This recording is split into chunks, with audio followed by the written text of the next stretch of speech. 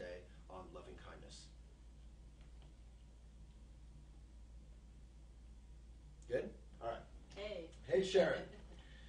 So, thank you so much for coming. It's great to be here. Thank you. Yeah, so you're touring, you're talking about your new book, Real Happiness. I am. And I know you're doing several interviews just this morning, so thank you for taking the time. Yeah, it's great, and happy Valentine's Day. Thank you. Thank you. I did want to begin by asking, you teach a lot about loving kindness. What is loving kindness? Well, the meditation that I teach is really about, it's almost like transforming the way we pay attention to ourselves and to others. So we use certain phrases just to guide that attention. And I like to think of it not as trying to feel something you really don't feel, or something pretentious or weird, but of course not. But something really touching a kind of natural capacity that we have and bringing it forth. And so in Buddhism, that's a practice. That's a meditation practice you do, is loving kindness? Yeah, I mean, one of the things that's kind of startling, I think, in the West is to think that qualities like love or loving kindness and compassion can be trained, that they're like skills. It's not just like a gift some people have and other people don't, and if you don't, you're out of luck. It's really something that can be brought forth and cultivated. So you're saying it's innate, that love or something is basic to our human nature. Yeah, and that we can really deepen it and help it flourish. And maybe that capacity's hidden, or we're out of touch with it, or something we don't trust. That happens a lot, but we really can. Were you looking at me when you were saying all that? No. So I thought maybe we could begin by doing a 1 minute or 2 minute instruction for those who want to practice loving kindness in their daily lives. Sure. Would you mind leading us in that? Not at all. Great. Good delight. It's a great Valentine's Day celebration. Yeah, Here exactly. we are. Thank you. So do we sit up or something? Or? Yeah. Okay. Sit up. You could sit comfortably. Okay. And close your eyes if you like. Or have them open if that's what you're accustomed to. And just see what phrases emerge from your heart that are really expressive of what you would wish for yourself. It's like a blessing. It's giving yourself a gift. Common phrases are things like, may I be safe, be happy, be healthy, live with ease of heart. But any phrases really, 3 or 4, and just gently repeat them over and over again. Gathering all of your attention behind one phrase at a time. And if you find your attention has wandered, you can just gently let go and bring it back.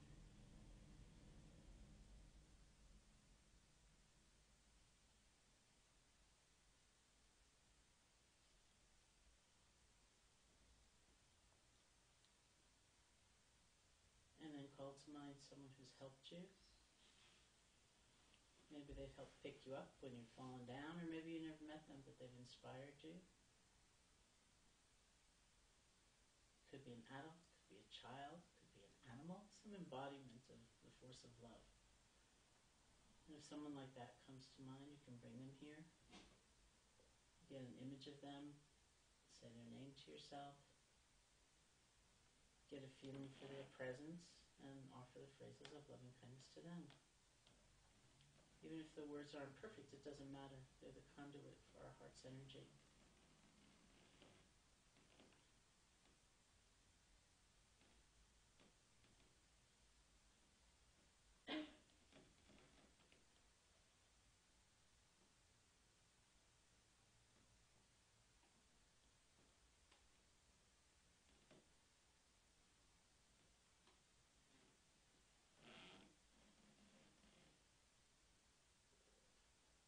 And then someone you know who's hurting, who's in trouble, who seems to feel alone. You can bring that person here too. Offer the phrases of loving kindness to them.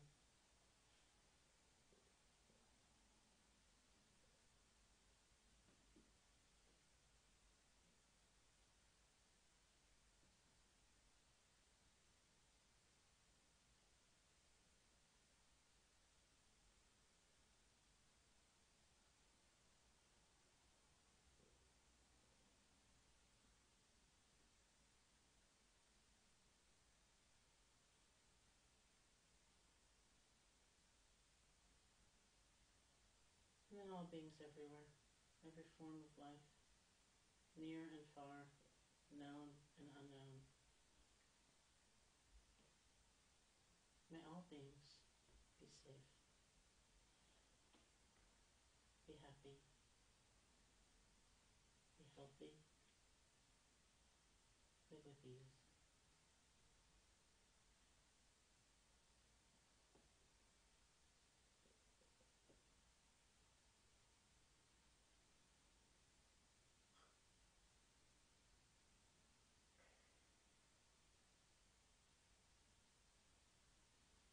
And when you feel ready, you can open your eyes.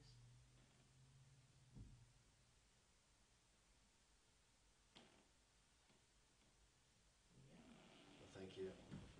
In elephantjournal.com we have a lot of yoga, how-to yoga videos and stuff. That's a how-to meditate video, so you can just play that. Yeah, that's great. Thank you so much. I felt like having grown up Buddhist in Boulder, as you know, it's almost most important to learn how to meditate rather than just to talk all the time. I did want to ask, from that experience of just having meditated, in a frequent criticism of Buddhists or Buddhism or meditators or spiritual types generally is that we're kind of navel gazers and we don't actually, rush to Haiti or, help when Hurricane Katrina happens. Is there some failing in the Buddhist community to be more engaged, or is meditation sort of the root of being able to be kind and have the loving kindness for oneself and others?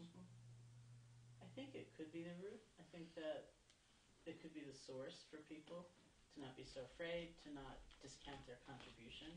When we think about all the many reasons we may not rush off to Haiti, which include the fact that we think I have nothing to give, what I have to offer could never be big enough, good enough, significant enough. There are all kinds of reasons that happens. But I think actually if you go to my website this month, SharonSalzberg.com, and it's SharonSalzberg.com/realhappiness/blog, because the program is 28 days for the book, and February has 28 days.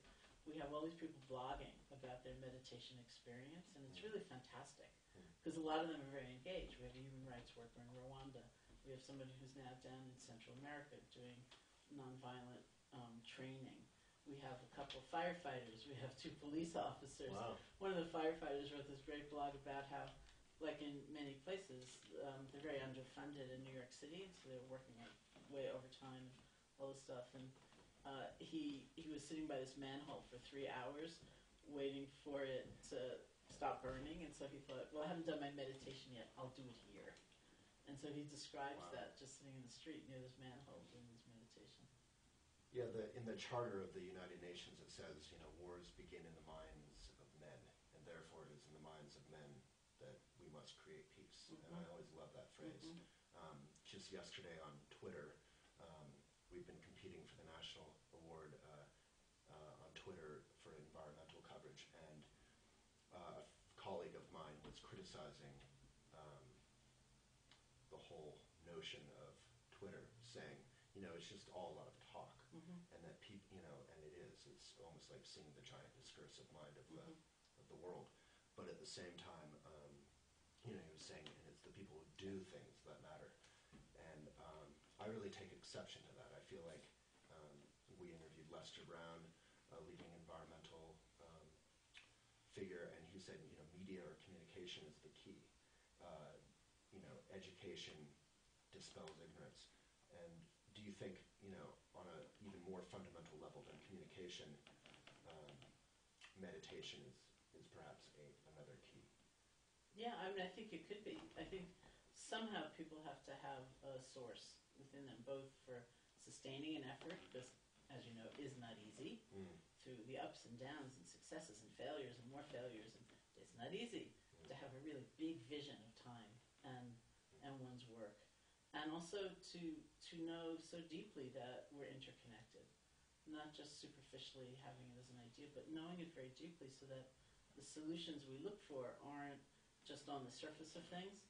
It's not just like one party that needs to be satisfied, but we need to take care of that whole network of relationships for something to work. So, today being Valentine's Day, when you're in a fight with your loved one, how can you practice, what is that interdependence when you completely disagree with them and can't stand them and want to push them away? What should we remember in that moment? I think we can remember a number of things. One is we can look deep inside and see what we actually want. Do we want to be right about something or be seen as right about something? Probably. Or Yeah. do we want to connect? Or do we want an apology? Or do we want room to express our own vulnerability, but we don't quite know how? And, so actually to be able to look inside and see what's cooking is no small thing. So to remember that it's not about, the so-called external, the enemy, any sort of notion of being right or wrong. It's just look into your own, where you're coming from. Yeah, and then I think we learn skills, because we do want something. And if we can get in touch with that, we need to learn how to express ourselves in such a way that, if we want closeness or accord, you can't really say, you idiot, you've ruined my entire Valentine's Day again. Right. That's not going to work. Right. And a question that came from our friend Daniel Slanger about social media, this Twitter and Facebook stuff and the increasing speed and sort of ADHD quality of this world. Are you optimistic or pessimistic? Are these tools that can help, or do you see them as somehow problematic for contemplative life? I'm very optimistic, actually. I'm on Twitter too much, Oh, probably. yes. At Sharon Salzberg? Yes. Yeah. We follow each other. Yes. Well, I follow you I follow you religiously. too. Yeah. And it's really me, doing those tweets. Nice. And I really, but I did notice the other day I was writing an email, and it was very hard for me to write T-O. I just wanted to write the numeral 2, and I thought, uh-oh. Yeah. It's like I'm thinking in a different way now. That's maybe not so good. Twitter language is definitely contagious. Yeah, I'm writing subject bars that are incredibly short and not really English. Yeah. Which is painful as a former, journalist. So you're optimistic that with all that communication and speed and kind of discursiveness, that overall these are tools for good. Yeah, oh, definitely. I mean, I went to India when I was 18, and I came back and actually started teaching in Boulder in 1974 with the beginning of Naropa Institute. Right. And so that's when my study of the Dharma started as well. When you were born. Yeah. Yeah, we were mentioning that my parents, I think I was born in the day between the two semesters of that summer. Mm-hmm. So I grew up in the East Coast. I went to college in Buffalo. I went to India before I ever got to California. And so for me, the psychological distance between the United States and India was not very big. Mm-hmm. It was really like another home for me. And so I felt very close to things happening in India. But there was no way really to sustain that in those days. There was no cell phones. There was no email. There was no faxes even. It was, if you were there, it was like a major trunk call that you had to book 24 hours ahead of time and scream into the phone back to the States hoping you'd be heard. And, so gradually that sense of closeness would get attenuated. And it really began to feel like, oh, that's over there, rather than feeling that bond. But with these tools of communication and those kind of media opportunities, there's a way of really feeling at one with everybody. Right. I mean, the internet, interdependence. But there is some quality of it just being distracting and speedy. Yes. Yeah. I was in a place not too long ago, a couple of years ago, where they actually had dial-up, and I was using dial-up, and I hadn't. And many people still do, of course, but I hadn't for a while. And the miracle of the internet, which I used to greet with such gratitude, just seemed unbearably slow. Yeah. And I thought, wow, dial-up used to be okay. Now it's not okay. Yeah. Yeah, there's a brilliant video that we actually have on elephantjournal.com. You may have seen it. Louis C.K. talks about, I think the video is titled, Everything is Wonderful and No One is Happy. He talks about how we have all these amazing technologies. We can fly through the air sitting in a chair, in a plane, but we're irritated because, we can't get Wi-Fi on our laptop or whatever it is. Mm-hmm. So question from a friend, and I'm sure they were thinking of me when they asked it, is if meditation leads to compassion and openness and all these things, why are so many Buddhists jerks? Well, our stock answer is usually, we don't know how they would have been without the meditation. Yeah, that's my answer. You know? I'm like, you should have seen that person or me or whomever 30 years ago. Yeah, no, that's true. And also,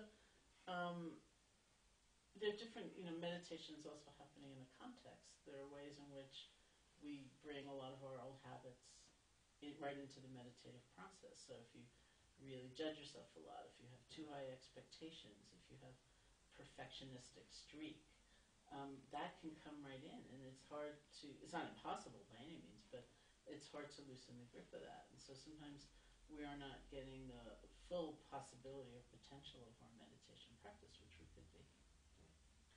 For myself, as per like Pema Chodron or advice of various teachers, I meditate very briefly in the morning and very briefly right before I go to bed. Would you advise, how would you advise folks meditate in their daily lives? Yeah, and that could be fine. I usually talk about once a day, if that's all somebody can do, and 20 minutes could be. I think in the book I talk about starting with 5, if you can only start with 5. I think the everydayness of it is more important than the length of time. It's something about, first of all, it's something about a commitment to make it real, because it's so easy to just think, oh yeah, people say this to me all the time when I'm in New York City, like, it was fine for the Buddha sitting under a tree 2,500 years ago in India. It's too bad I live in Manhattan where it's so noisy. If only I didn't live in Manhattan, I could really meditate. And it's so easy to think, I can't do it, it won't work for me, it's not relevant for me. And when we sit down to actually practice each day, we're thwarting that. We're saying, yeah, I'm going to see what's real for me. And that's the most important thing, even if it's 5 minutes. And the whole point is to come back from our own incessant sort of distraction, or the external distraction. I mean, there's all those sort of cliche photos of people meditating in Times Square, but there is a certain truth and power to that we're not trying to be peaceful, we're trying to be present with whatever's going on. Which is its own kind of peace. Yeah, well, right. Yeah. Right. I'm not there yet, but so you talk a lot about how meditation is very accessible and anyone can practice it. Do you need to be Buddhist to practice loving kindness or basic meditation practices that you teach? No, definitely not. I think these techniques or variations of these techniques are really pointing to universal truths, and they could be languaged in a lot of different ways. And one of the things that's really interesting about our time is how often, because of the science and the research, they're presented in a completely secular fashion without being tied to a belief system at all. Secular meaning just everyday, non-religious. So you could be Christian or you could be agnostic or atheist or whatever, and meditation works fine with that. Oh yeah, I think it really does, because I think, first of all, you have to want to do it. You have to be willing to put in the effort. And I think there's a certain ethical base of compassionate care that comes either at the beginning because of your orientation, or it comes inevitably because you're just seeing things in a different way. That you don't want to hurt people, you don't want to hurt creatures, you don't want to hurt the planet because you've just seen too much. Well, you mentioned the planet, so we talk a lot about that with the elephant. Is there some connection between meditation practice, being present, and being mindful in our everyday actions in terms of being environmentally responsible? I think there could be, but that's a place where I think that we actually need education, because one could have good-heartedness and one could have a real intention to do good and not have a clue how to do it. Sure. And so we really need some help. That's interesting, because in elephant, people are often saying, oh, well, you live in a house and, you fly on a plane and you eat food that's been trucked 1,500 miles. I saw you drinking out of a plastic cup or whatever it is. And I always say, it's funny because we're not trying to be perfect. The whole concept of zero waste is wonderful, but we are alive, and we are creating karma wherever we go. But we are trying to be mindful and make the best of two, sometimes bad choices. Yeah.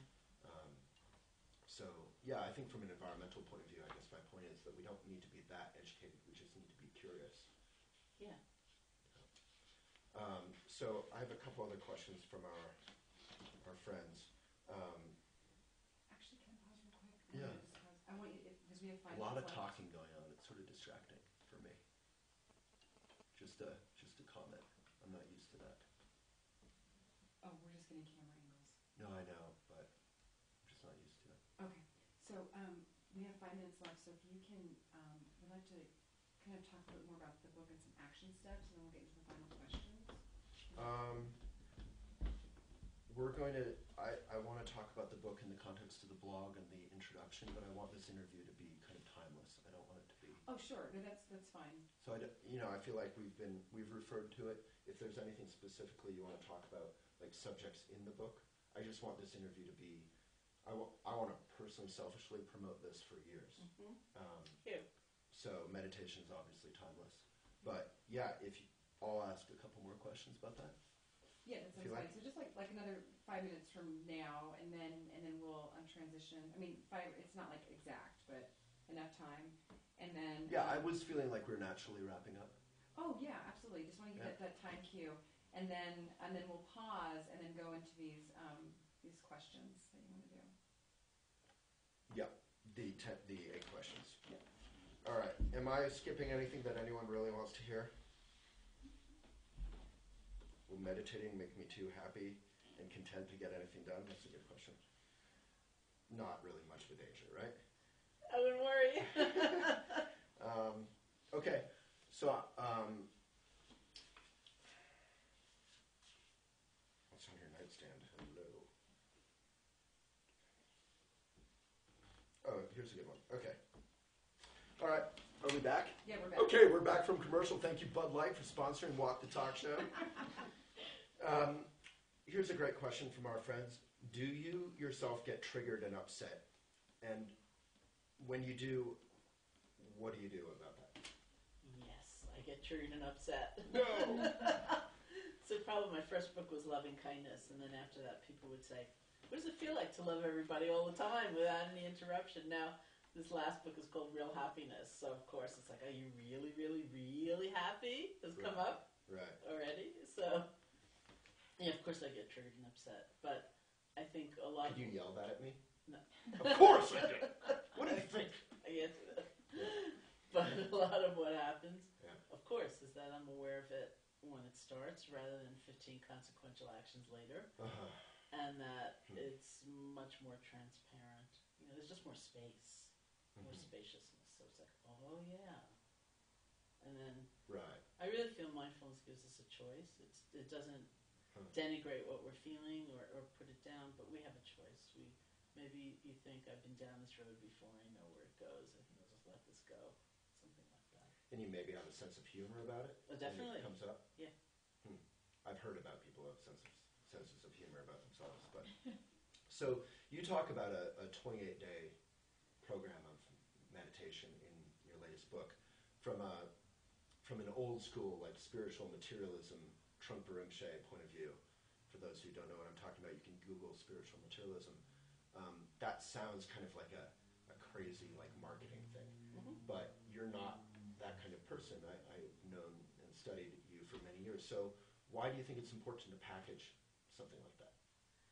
Well, I think the original intent was, first of all, to be totally inclusive, so that the people who think, I can't do it, it's not for me, it's too overwhelming, they have a path that's laid out. They have a program that's laid out. And then I begged the publisher, I said, please don't ever imply you're done in 28 days. And they haven't, they've been very careful. And one of the questions that's come up in the few interviews I've done before this one was somebody on a radio show said to me, what happens on day 29? And I said, that's a really good question. Right. So my hope is that by the end of 28 days, if people actually do it, that they'll have enough confidence and clarity that if they choose to continue on, they can do that. And by doing it, what are people doing during those 28 days? Yeah, there's a whole series of meditative exercises, from the very basic ones like feeling your breath and bringing your attention back and back and back, to more open mindfulness, and then loving kindness practices. So, and meditation, a lot of my friends don't really get it and they think it's spiritual. And I always say, well, it's actually just about back to the present moment, and the present moment is the only moment you're ever going to enjoy anything or get anything done or be good at business or, it's really practical and kind of fun. I mean, I meditate like, I literally can't function on email or Twitter or anything unless I've already meditated because the noise in my brain is so loud. So do you feel like meditation is, I mean, I guess it's sort of an obvious answer, but do you feel like it's a really pragmatic, practical, accessible thing for everybody? I do, and that's why it's been so amazing for me, like, to read the blogs on my website, that these people are writing, because they come to it for all different reasons. There are all kinds of people, and I think, look at that, that they wouldn't, a lot of them wouldn't know Zafa if it, hit them in the head, like, what's a round cushion that one sits on when one meditates? If that was a Trivial Pursuits question, they wouldn't get it, and it doesn't matter. It's so beautiful.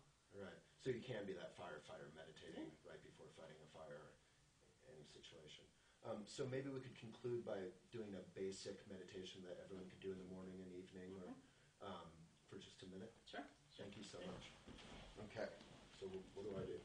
All right, sit again. All right. Yeah, so you can sit comfortably again and close your eyes or not, however you feel most at ease. And in this practice, we can just settle our attention on the feeling of the breath, and that's the normal, natural breath in this system. So you find the place where your breath is most distinct for you, at the nostrils, at the chest, or the abdomen, and bring your attention there and just rest.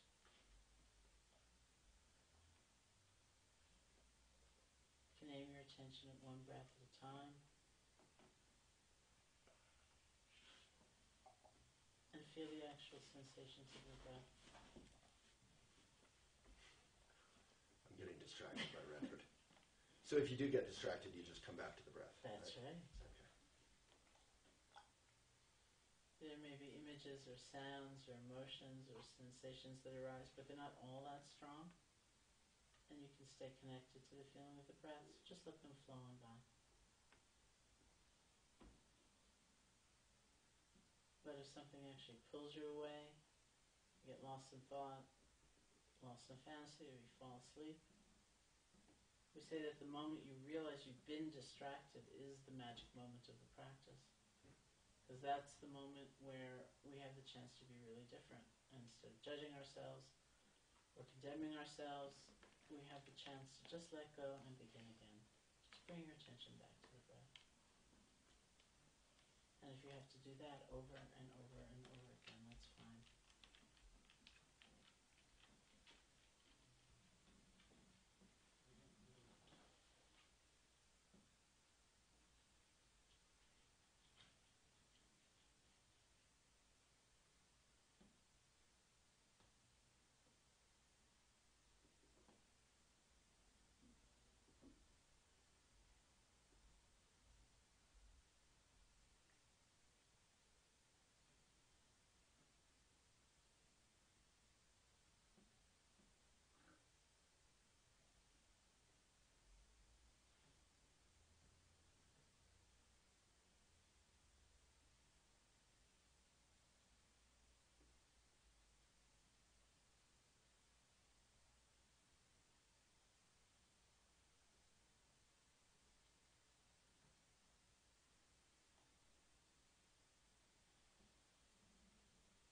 And when you feel ready, you can open your eyes.